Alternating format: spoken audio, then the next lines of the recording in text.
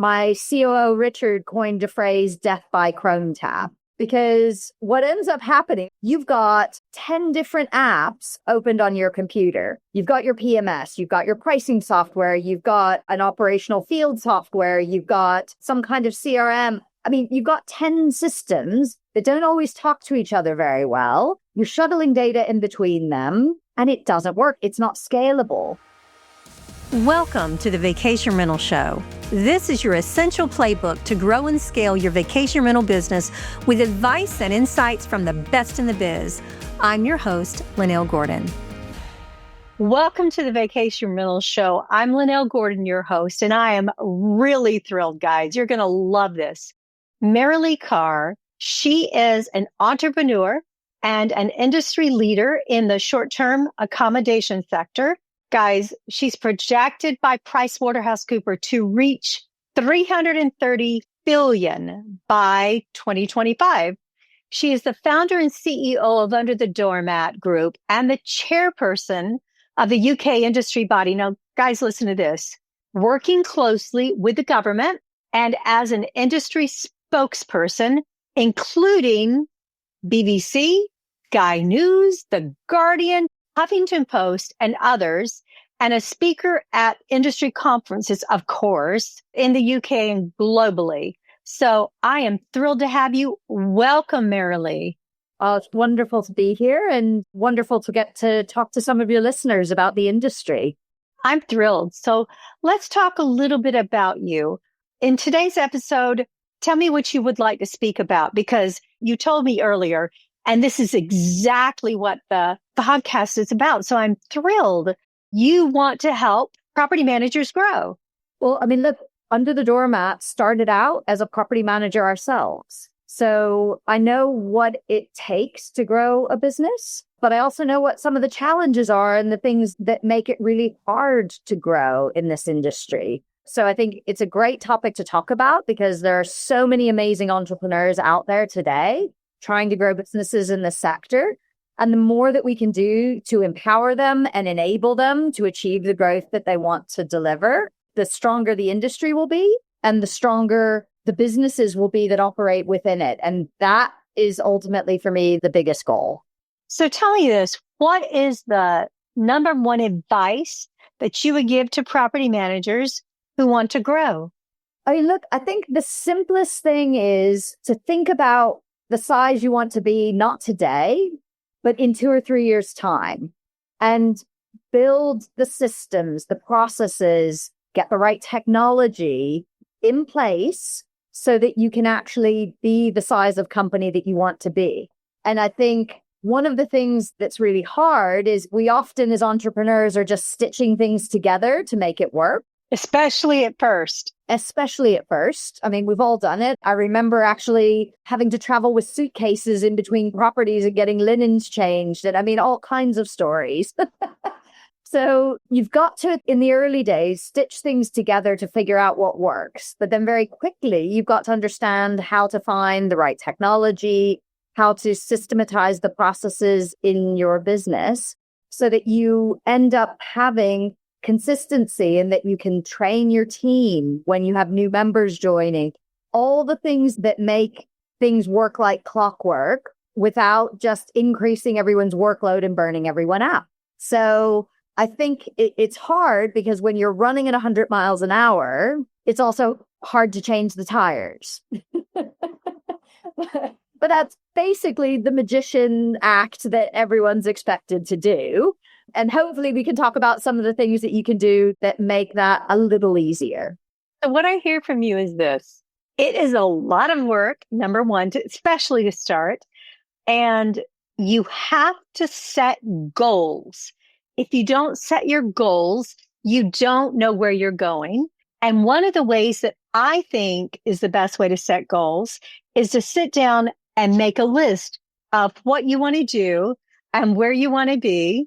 And I think that without the goals, there's no measurement. You can't measure where you are. So talk to me about the way you start that. For us, we've always had a business plan. We've brought investors on board. So that's critical. You're never going to raise investment if you don't have a plan. And we've been very lucky because we started out as a property management company, but then very quickly built our own technology, Hosperia, which we built to be third-party technology from day one. So we sell that technology to other companies in the sector. We've always looked at, okay, well, great. Where do we want to go with what we're doing today? But what are the bigger challenges that need solving? And how can we solve them, not just for ourselves, but how could we solve them for others in the industry as well? So the first one was, of course, for us, we said, well, look, we're going to try and get on with the technology that's already there, piece it together, stitch it together, make it work. And actually, my COO, Richard, coined a phrase, death by Chrome tab. Because what ends up happening, I mean, you laugh, but it really resonates with people because you've got 10 different apps opened on your computer. You've got your PMS, you've got your pricing software, you've got an operational field software, you've got some kind of CRM. I mean, you've got 10 systems that don't always talk to each other very well. You're shuttling data in between them and it doesn't work. It's not scalable. And imagine you bring a new person into your team and you've got to train them on 10 systems. It takes them 3 months before they can do their job. So that was the problem we were trying to solve with Hosperia, because we're like, well, we operate and all these software companies out there that are building technologies, and they know how to build technologies, but they don't know how to operate. And so they don't know about the small nuances of what you build the technology to do that makes your life easier as an operator. And so that's why we built Hosperia, so that as an operator, you can have the commercial dashboard that you need. You have the operational scheduling. It auto schedules things like cleanings and linens and things like that based on the information the guests give you. And it also gives you all your financial information. So you can actually even see how your business is performing in the current month. You don't have to wait for the accountant 6 weeks later to give you a report. And so all of those things just help you run a business and help you grow without you having to manage 100 spreadsheets and 100 different systems to do it. So I just think those sorts of challenges, if we can make life easier for everyone in the industry and not just always have, the OTAs pushing the problems onto the property managers or the PMSs just saying, oh, well, sorry, that's somebody else's integration. At the end, we need people that are actually going to help us make our lives easier rather than creating more complexity. So here's the thing, and I don't know if you know this or not, but we put together a group of what we thought was best in class for Inhabit to solve that problem. The problem was the systems didn't talk to each other. There was double entry. There was data entry that was crazy, and you had to learn it like you talk about. The thing about software and technology is that it's not the fact that it's expensive, which it is. The more expensive part is training your people. So just like you, Inhabit said, let's get the best in class. Let's make them talk to each other. Let's make them share the data. And that way you do have one system. And we actually put a lot of the systems into Streamline software to make that particular software an all-in-one. And I remember talking to Carlos about that issue when we first started. And I said to Carlos, you can't be a all-in-one solution without having all these different pieces. So here's the other thing that I want to ask you about. Even with those, like you have a fabulous PMS, the taking the money piece, that part where you're getting the money from the guest, you want the best in class for that because there's more functionality in that. And so what they did was they put everything in one and you got to choose. We actually had a spreadsheet and you could choose, I want this, I want this, I want this, based on the problems that you were having or based on the issues you're having. So I agree with you. That is like the best place to start is your technology and something that will allow your clients, your property managers to be able to manage it in a way that is easier. So that death, that's truth. That is so true. So I agree. The other thing, tell me what you think about this. The biggest issue, I think, in technology, when you get a good system, is that you don't use all the bells and whistles that they have. Not that you don't need them, but the fact of the matter is that you don't learn them. You get it to a place that you can run your business and you can run it efficiently. But oh my gosh, they always call and they say, do you know what software we can use to do this? And we're like, you've already got it. You've paid for it. So leaving money on the table by not using that is a big deal. So do you have someone in your business that will send out notes or send out emails that say, hey, we've got this now?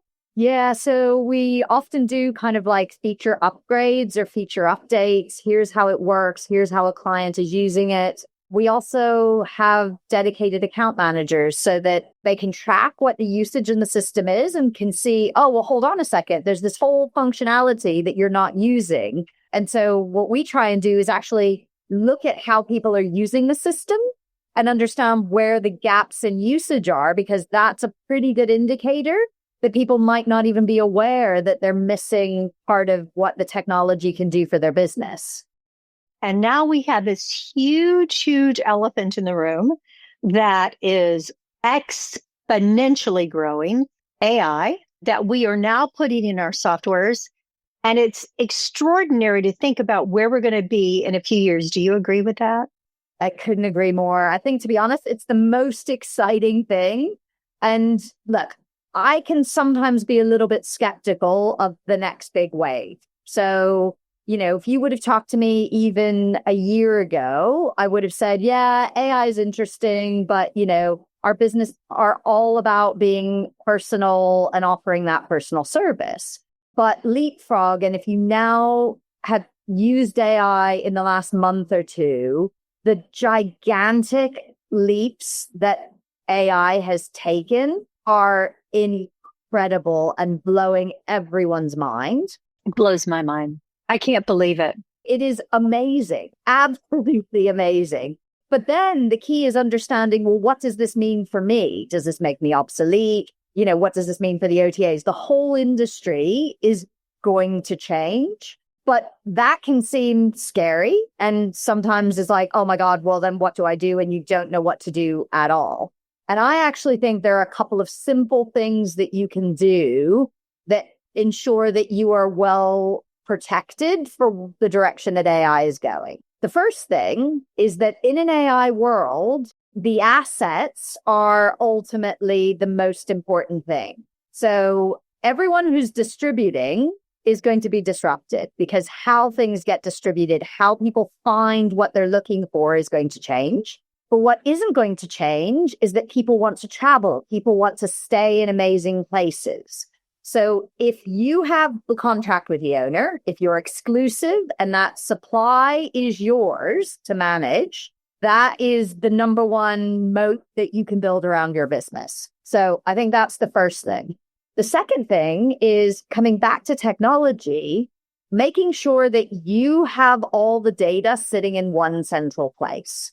And I think this is the danger with a lot of the tech stacks nowadays, is somebody has a PMS that just is a core, and then they've got a bunch of different systems all plugged in from a marketplace that the PMS has, but the data doesn't all flow back into the PMS. It sits out in all these different systems. And so then in an AI world, you don't have the data because you can't query everything in a single system.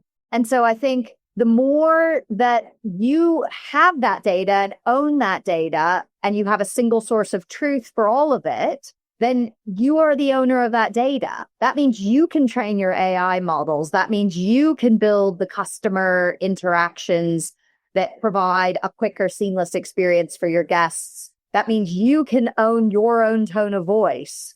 All the things that are going to matter, because I used to believe that high-end consumers don't want AI, they want a person. But actually, I've now come to the conclusion that people want a quick answer and they want it to be accurate, and they want it to be in the right tone of voice, reflecting the brand. And should they not get the answer they need or they want the ability to immediately escalate to a person. But as businesses, if 90% of the queries that people have can get answered by AI first, because you've got all that rich data in your system to be able to answer their questions quickly and seamlessly, then your people can spend real time on the 10% that actually need a person. There's a couple of points that you made that are extraordinary, and I want to kind of expand upon them because I think it's really important. So you talk about assets with AI. So guys, you need to know that you can create individual marketing profiles for each property based on the guest profiles. Who's coming to this house? I find it very interesting that you said we can put the data in, and we can put our data into AI, into one place. People are going to, number one, they're going to search AI. You're going to find that Google and AI are going to fight each other. You're going to have Gemini, which is going to be Microsoft's solution, Google's solution. You're going to have a lot of different solutions. And here's the thing I want everybody to think about, because you mentioned it. In your tech, data in one place. Here's the problem with having all these different data systems that you use to find out pricing. You go to find out whatever you're looking for in these outside data products. Here's the thing you've got to know, guys. Listen, they don't use the same algorithm. I'm just saying, some algorithms pull data from, say, all the OTAs, and they put that there. You and I know as property managers that your price in your office is different from that price over that they're pulling from Airbnb. They're pulling from booking.com. They're pulling from all these different Verbo, all these OTAs, and then they're going to average it. You know, you're going to look at that and you're going to say, okay, it's here, let's average. The fact of the matter is they're all accurate data. They're just based on different things. When we first started doing a data product, my company did that. I was the first data company to create an algorithm in my market, but we pulled data from the property management system. So I knew, and we still have that. It's called insights. It's called data insights. We know how much they actually paid. We know how much the extras were. We know when they booked. So we had that booking window. We know it wasn't a maintenance block. When you go over and you look at other products, they look at Airbnb data. And if there's a booking, you don't know if the owner has taken that and it's a zero revenue. You don't know if the toilet overflowed and there was a 2-week window there. They just know it's rented and it's off the market. Okay. So the off the market part really makes a difference in your daily rate and your, all the other types of statistical analysis we look at. So with AI, being able to put your data in, you can upload your reports and you can look at your actual data. And I encourage people to do that or to find a product that does it that way because it's more accurate. So the other thing that you said, the tone of voice. AI is an expert today, not yesterday. Today, a tone of voice, an AI that you can put your tone of voice and your brand in. So these are so exciting, Merilee. I can't wait. And it truly is exponential growth. So tell me, what other advice would you give to property managers that are looking to grow? And then I'm going to change our subject because I really want to talk about something that you do specifically. You're extraordinary and you're unique. And let's talk about some of those things. But tell me your other advice that you would give to property managers looking to grow. I think the number one thing is coming back to what we started with, which is have that plan for growth, focus on the supply growth and those relationships, focus on the guest experience and doing what you do well, and then looking for technologies and partners who can help you do the stuff which doesn't really make an impact. I think in the future world, there's going to be so much technology, services, and other things that can help you do all of that stuff in between. So provide an amazing guest experience, provide a great service to your owners, and do that each and every day so that their loyalty to you and to your brand is strong. I mean, at the end of the day, this stuff is simple. Simple, but it's easy to get caught up in the day-to-day and forget that those are the two most important things that you can do. I love that. So let's talk about you for just a minute. You have built businesses while at the same time you're representing the industry publicly. So how do you balance the commercial growth with the responsibility that you have to a wider ecosystem? I mean, I chaired the industry association for 7 years. Having had 2 children in the past couple of years, I've got a 1 and a 3-year-old. So I had to hand that baton over to someone else. And thankfully, Graham Donahue, who is CEO of Forge Holiday Group and Sykes Cottages, who's absolutely an industry titan. I love them, love him, love him, love him. He's taken over the chairmanship there. So I stay involved. I'm absolutely, hopefully, one of the best members of the association. But I think when you've done that for 7 years, that industry role doesn't change, even if I'm not formally the chairperson anymore. And I think, nowadays we work with governments in the Middle East. I was talking to the DMO for Singapore yesterday about how the regulation can evolve in Singapore. And I think for me, it's a really strong ethos and belief that if we can grow the industry and we can protect the ability to grow the industry, then we're going to have a slice of a bigger pie. And therefore, it is that sense that if we can make sure that the industry is professionalized, make sure that we have standards, make sure that regulators understand the value that our industry brings into their jurisdiction. All those things are really important. But I think one of the things that I've learned over time as well is that this stuff has to be commercially enticing as well for property managers to get involved, because we're all busy. We all have really, really intense day jobs. And whether that is paying membership to a BRMA or a STA or an EHHA and, thinking, wow, that's money that's just out the door. Is that really money I need to spend? Or whether you spend your time. And often people do it when things are under threat. And actually, I see it completely the other way around. If we can get ahead of things, we can actually spend less time firefighting and more time creating the commercial opportunities that we want to build. And so for me, the best example of that was the initiative that we led in the UK during COVID, which was Homes for NHS. We hosted about £20 million, so about $25 million worth of free stays for NHS workers over the pandemic. But that was, of course, a great charity initiative. Everyone in the industry participated. It was a fantastic collaborative effort. But then we said, well, hold on a second. How can we sell into government? Because we don't want handouts from government. We actually want to be able to sell our product. And so we then went, and as an industry and under the umbrella of Trusted Stays, we actually won the first ever government contract for our industry in the UK.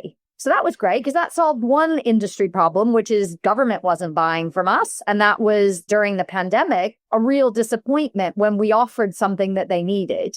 But then the second thing that solved was that our industry had never had access to the global distribution system.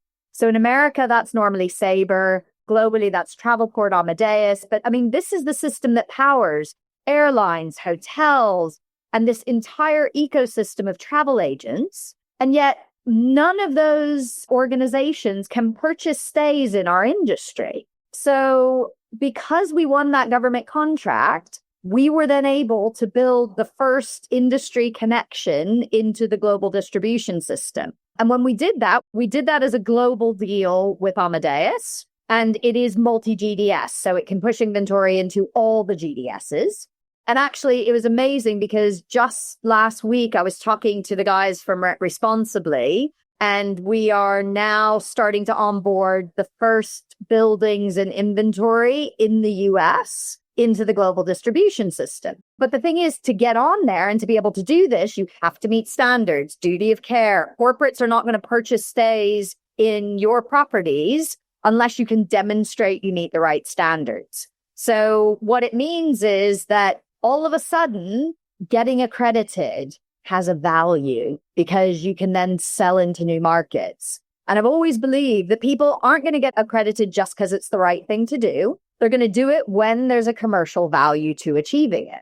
That's because that's where the money is. Well, but also you have to prioritize. Everyone's busy. So I also think trying to hit people over the head and saying, oh, well, come on. I mean, you should do this because it's the right thing to do. It doesn't work because we're all swamped. So put that carrot in front and say you can access a new channel to market, new demand, counter-cyclical demand. All of a sudden, that's a far more interesting proposition. And getting accredited is something that is high on your list of priorities to be able to access that revenue. So I think that is just the best example of how collaboration together as an industry can open new markets and open new opportunities for everyone in it who's doing the right thing. This episode of the Vacation Rental Show is sponsored by RevMax, the premier full-service revenue management system built for vacation rental managers who are looking for a market edge. RevMax offers data-driven tools and services that will increase revenue and drive more profit. Connect with their revenue management experts at getrevmax.com and discover their full-service revenue management solution. You'll be glad you did. So I'm going to blow your mind. About 15 years ago, in conjunction with VRMA, we saw this coming down the road, and I was actually at the table and we were meeting with Sabre around the table. And here's the interesting thing. So we met as a company. We had put a proposition together saying we need a global distribution system and we need to own it. Okay. The property managers need to own it instead of like a Verbo. And what happened was, it was very interesting. We met with them for a few days in Austin, Texas, I think is where we were. And sitting at the table, the president of the VRMA at that time did not have the same vision. And I don't understand why. Well, actually, I do. It's because the president at the time of VRMA was in a market that didn't need any help. You have to understand at that time, all along the East Coast, all the way from Virginia, all the way down to parts of Florida, you had no problem selling the inventory because you had the same people that came, and we still do in areas, the same people that came every year, the same date. They booked a year in advance so they could have the week they wanted. They didn't need a distribution system, but we saw the need because my company worked all over the US and we saw that need and we saw that there was going to be a change. And what happened at the end, and I tell this story to John Suzuki was a part of what was Expedia at the time, I think. And what happened was we were competing basically against Expedia or Verbo, I don't remember which one at the time, doing a system that belonged to VRMA. It was a co-op, nonprofit. And do you know, they passed up that. They chose Sabre because this is a much bigger, much bigger. They're much more developed. They were. At the end of that, when they voted against it, I turned to the guy next to me, which happened to be John Suzuki, or maybe John Banzecca was next to me. I don't remember which one. And I said, congratulations, you're going to make a lot of money in the next 10 years. And it's not that the people or the vendors in our industry are not smart and they don't foresee things. It's that there are very large corporate kind of things now that do it very well. So why would you reinvent the wheel? Let me ask you this. What is the one misconception about short-term accommodations that you've spent the most time correcting or informing, educating policymakers or the media where they just don't understand and you're like, oh, no, here it is. What is that one thing? I think it is the value that our sector brings to local businesses, to property owners. I think there's this perception that there's just some get rich quick people out there in our sector, and it takes away housing and it creates community issues and all these types of things. I mean, we've all heard these narratives. Oh, we've seen it in Hawaii where they completely took it away. Exactly. And I think for me, I always start when I'm talking to politicians by saying, look, our goal as an industry is to grow responsibly. It's not about taking away homes from people who need to live there. It's about making sure that homes that would otherwise sit empty, a vacation home that would just be used 2 weeks a year, that those homes get used and they generate wealth for the owner, but they also generate wealth for that community. There's been some great research in the UK about the fact that an empty home versus a home which is rented for vacation rental or short-term rentals, that home that's rented has 6 times more value in terms of spend in the local community. That is at the supermarket, in local shops, in local restaurants, in local attractions and amenities. And so, that also generates tax dollars. And I think politicians forget that people coming and visiting and staying in these accommodations are actually paying taxes, which allow them to provide all the services that they want to be providing to their communities. So that for me is the biggest misconception. And it's a real disappointment because we've got great data on the value that the sector brings. Visit Britain actually just released a study yesterday, which talks about the GDP value that tourism brings and the value that it brings to communities around the entire country. And the short-term rental industry across Europe, at least, represents now 20% of accommodation nights. Wow. I didn't realize that number was so high. Let me ask you something. For my listeners who maybe they're dealing with an HOA, maybe they're dealing with local community, maybe they're dealing with local government, would you be willing to communicate with them and maybe give them talking points for things that you have found to be effective in winning that argument? Because I agree, that's one of the biggest stopgaps.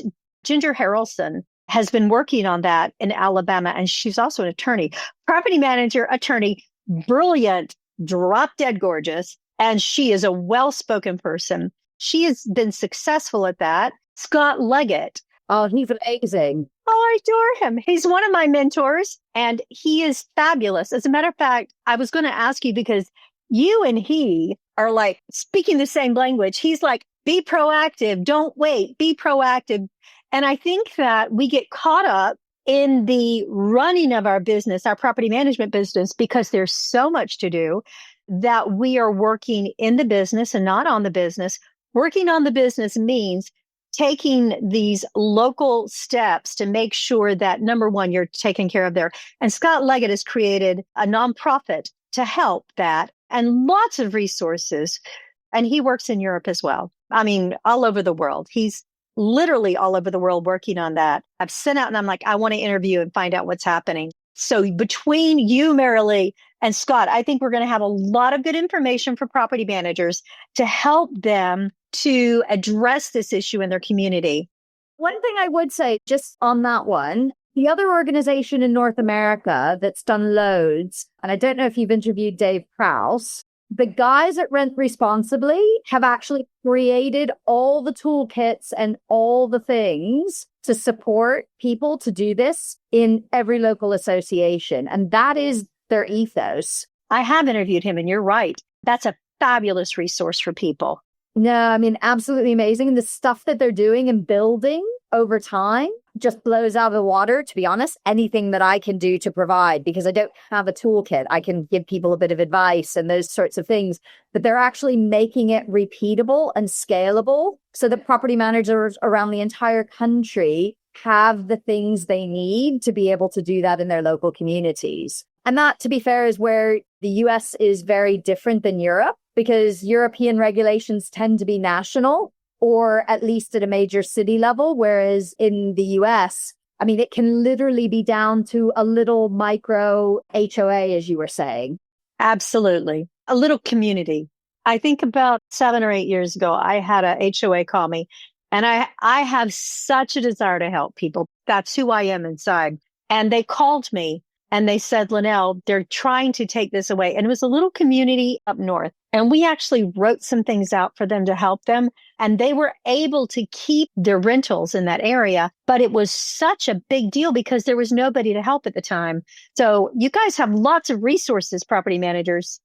And that is one area which is really helpful. I'm happy to share the materials we've done because we've actually worked with some of the city councils and with buildings across the UK. And we call it our building policies. I mean, whether it's building or HOA is kind of not the point, but actually, because a lot of times what they do is they're like, let's just write this out and ban it. That's their starting point. And our view is, well, if you can actually allow it, it doesn't go underground and people don't try and hide it. But then you have to put some real clear rules around health and safety and making sure that you know who's going to be staying. And so we've got that checklist that we give to buildings and homeowner associations here in the UK to say, like, hey, here's a balanced policy that will give you visibility and control and allow you to do this. I think one of the other things, because having had that experience, we're working with governments in the Middle East mainly, but also our technology was built so that you could actually allow a layer of visibility.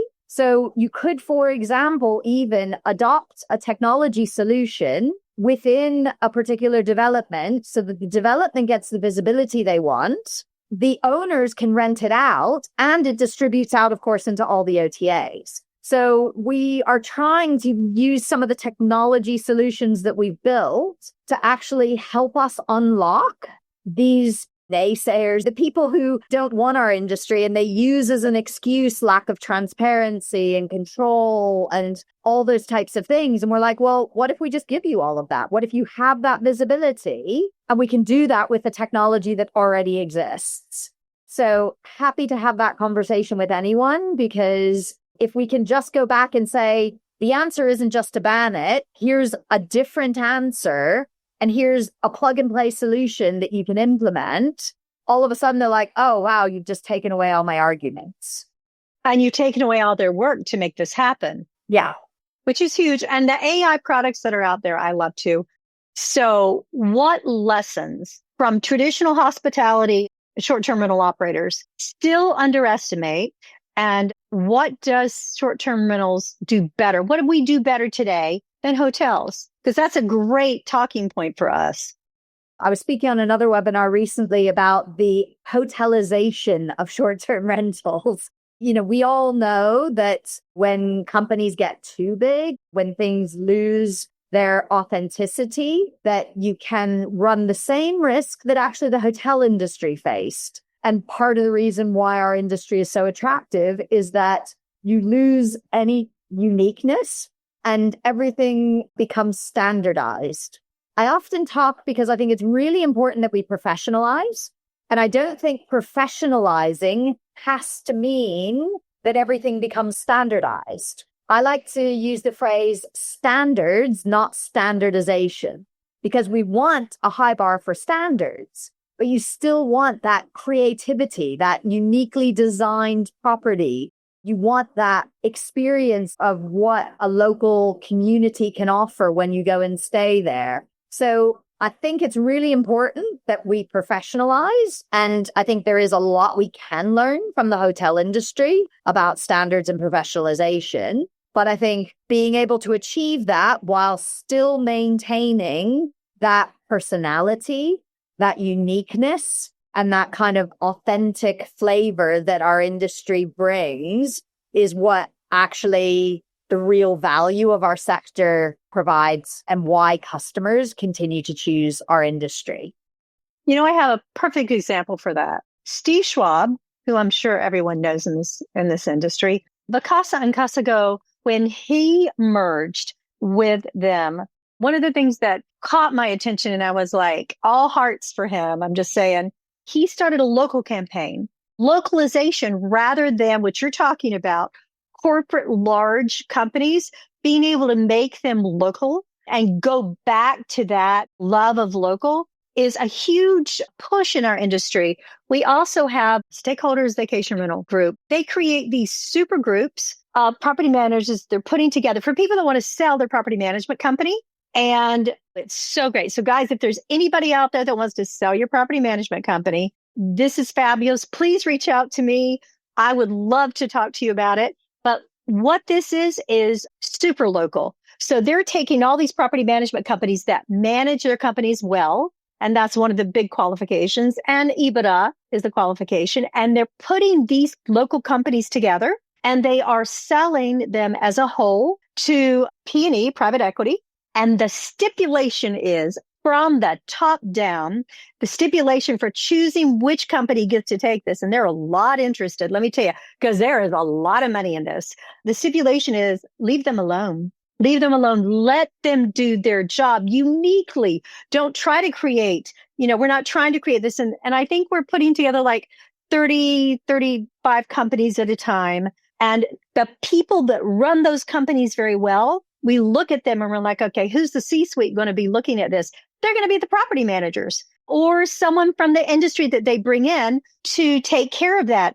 And Brady Stump, they've done an amazing job of keeping that super local, but giving them like resources, like human resources or the financial piece of it that you have to run, getting a system for that so that that can be taken off the table. And it is a fabulous idea. So I agree 100% with you. I think that looking at it from that level, it just makes sense because these people that are in this group make more money. If you were to think about this, if you were to sell your property management company and you're a great local company, you could sell it at an X. Putting it together as a group, you sell it at a much higher rate. And you have to keep a certain percentage in. And you have to run it for at least 2 or 3 years. I don't remember what they're saying because we want that to be successful. And then you could create an exit plan if you wanted to go out. But I was just like, my heart was just like so thrilled to be a part of that when Brady asked me, because I was like, this is something I can really sink my teeth in. Things like putting together Casago and Vacasa and creating that there. Steve Schwab has had an enormous mountain to climb. I think he's doing a great job at it. But I 100% agree with what you're saying. And that's a perfect example of what we're doing there. Let me ask you this. As an entrepreneur, what has been your most defining points in your journey so far? Well, look, I think all of us surviving COVID was one of those big challenges, but let's be a bit more creative than that. That's true. I think actually for me, one of the defining moments was 2 years ago when we merged with Vive. So Vive was one of our big competitors in the market for many years, a brand that I had huge respect for. Of course, I knew the founders and had huge respect for them and what they built. And so I think for us, that not only made us a bigger and more well-established company after the combination, it brought together what we call B2C, so the individual owners. And all of a sudden, we were also across Europe, in Paris as well. But what it also did was bring together the technology in Hosperia, the platform in Trusted Stays in the corporate market, together with a brand and more scale. And I think that has really made a massive difference in terms of what we're now doing in working with institutional real estate and helping them start to see the real value that short-term rentals can play within large real estate portfolios. So I sort of think, wow, that was only 2 years ago. It also, in some ways, feels like it could have been 5. But I look back at that and I think that was a real pivotal moment for us. And anytime, anyone who's been through mergers, it's not easy. But when you come out the other side and you've got a stronger group of businesses in this case, that mean we can be talking to and working with really large institutions, I think that's just really exciting in terms of what that means for where we can play in the years ahead. I want to offer you a huge kudo for that because I know how difficult that is. When my company created Insights product, we looked to merge at the bequest of some people in the industry who are really pushing, you need to merge this product together. And we tried, we actually met, and the terms were so bad that there was no way that it was a serious offer to us. And I was not in a place where I could bend enough to kill that product that we'd made. Looking back, 2020 vision, it's a good thing I didn't merge, but it's so difficult. So I applaud you for that, merging with other companies that are doing similar things. And I have the highest respect for that company. Don't get me wrong. I'm thrilled. And they went on to be incredibly successful in the business. And they're still a great company. But I think God was looking out for me because I eventually did a merger with a much larger company that turned out to be very good for my property managers in my portfolio that were my peeps that I loved, along with, a lot of other people. So I know how hard that is. So I'm so thrilled for you that you were able to do that. And you're right. That is a defining point in your business for sure. What advice would you give to founders or leaders trying to build their company in a value-led businesses? Because it certainly is. Our industry is so scrutinized right now. It really is, especially governmentally and institutionally. So what advice would you give to them trying to build that business in this environment? I mean, I think in the current environment, the key is to really understand what is your USP, what is your differentiation, and not trying to do everything yourself. Is having relationships with all the owners and building up the supply, is that your thing? Is direct bookings your thing? Or actually, is it better to work with and leverage the power of the OTAs in distribution?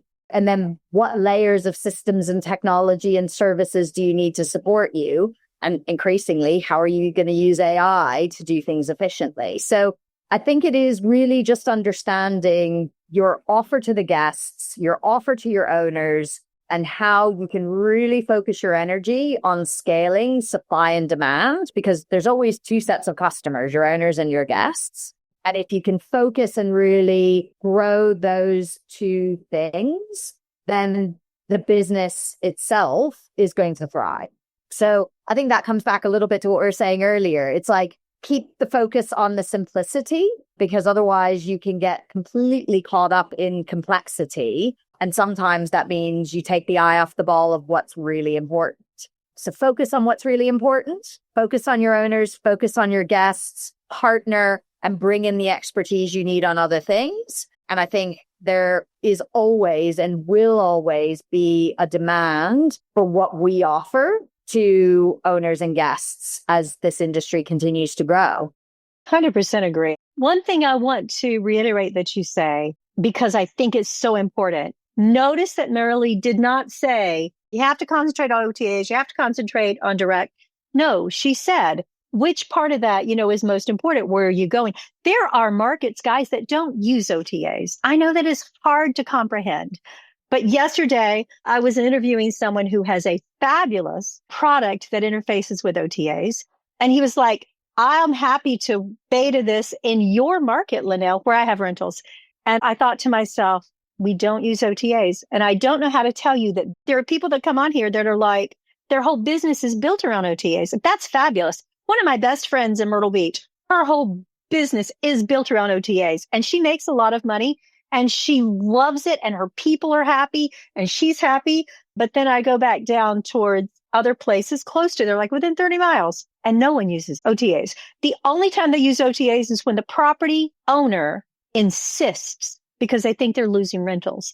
So one of the things that I'm going to beta and try to do is I thought I'm going to talk to my sister runs Hobbs Realty. She is the owner and manager. Her husband's founder of the property management company that manages my rental. And I was like, you know what? I should look at this because I don't want to close my eyes to the OTAs, even though we haven't had to use them, guys. What if they really can do off-season rentals? What if they haven't been able to in the past, but there's a lot of technology out there, like you said earlier, that didn't exist before, and a lot of AI that didn't exist before. What if they actually can do that? Let's see.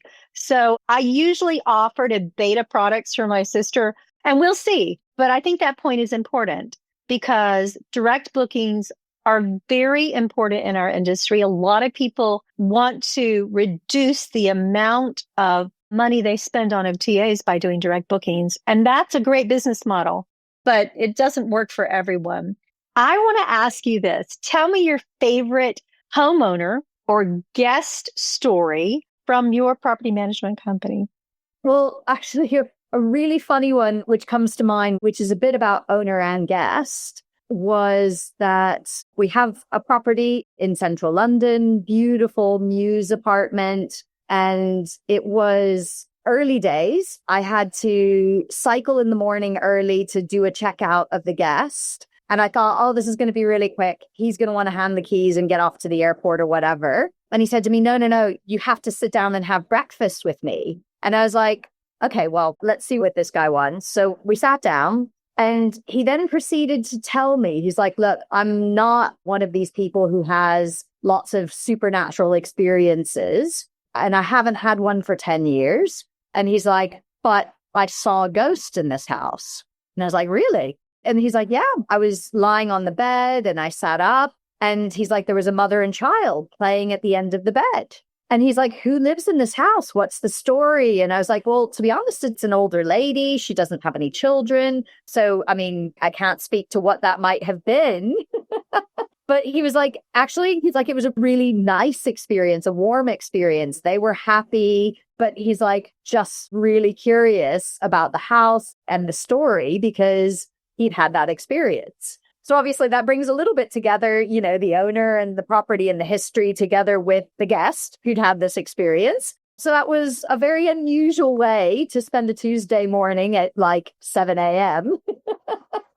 But always one of those really nice stories that I remember. So that's one I thought worth telling. You know, this is interesting. I had someone else that had a similar story about a ghost in a house. And here's what they did. They literally marketed that house as a house. I don't want to say a haunted house because they marketed it in a positive way. You know, we've been told there's a ghost here. And listen, people rented that house like crazy. It was like a marketing genius, but it came from the story of the guest coming in and talking to the property manager about it.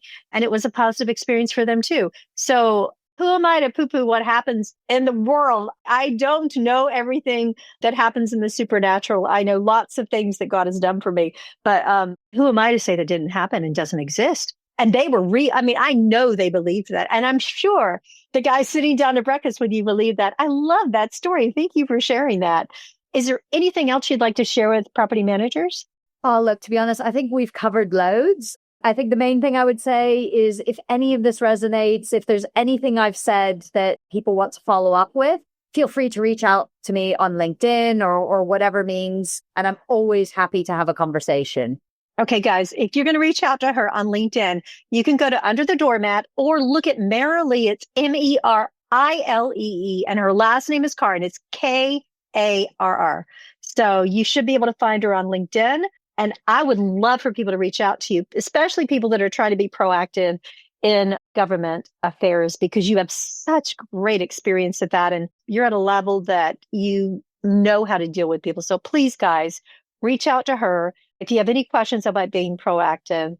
And don't forget, if you want to sell your property or be a part of this super group thing that's happening, contact me. I am happy to do that because I'm a real estate agent myself, believe it or not. I have a real estate license, a broker's license that I practice in North Carolina, and I still practice in North Carolina. It's one of my favorite things in this world is to do real estate. And so I keep my license up to date and I do some rentals, but I am happy to help you, put you in touch with people too. So if you know of anybody, and we're doing it worldwide, Merilee, so if you know anybody that really is at that place and they've been in their business for a long time and they're like, I need an exit plan, because the cool thing about this product is that it pays you not just once, but twice. You get paid the first time. You're putting, like 80% equity in, and you're keeping 20%. And that 20%, we're looking to grow at a enormous X. So it's not just that you would get paid out once, you would get paid out multiple times. And I've seen that happen in a business model. Personally, I've invested in that business model. And so I know that it works. So I'm excited to see how this goes in about 2 months when we close our first closing. But the people involved are wonderful. I hope that people will reach out to Merilee and they'll be able to get resources that will help them. I'm going to call a couple of friends that are struggling right now with that and that are really looking to make a difference in their community and in their state at a state level.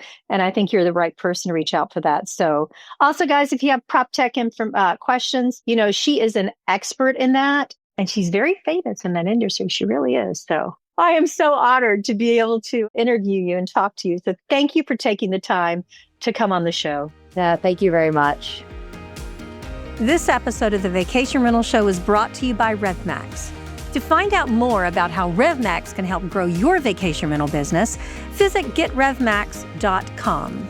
Make sure to search for the Vacation Rental Show in Apple Podcasts, Spotify, and YouTube, or anywhere else podcasts are found. and hit subscribe so you never miss an episode. On behalf of the team here at Inhabit, thanks for listening.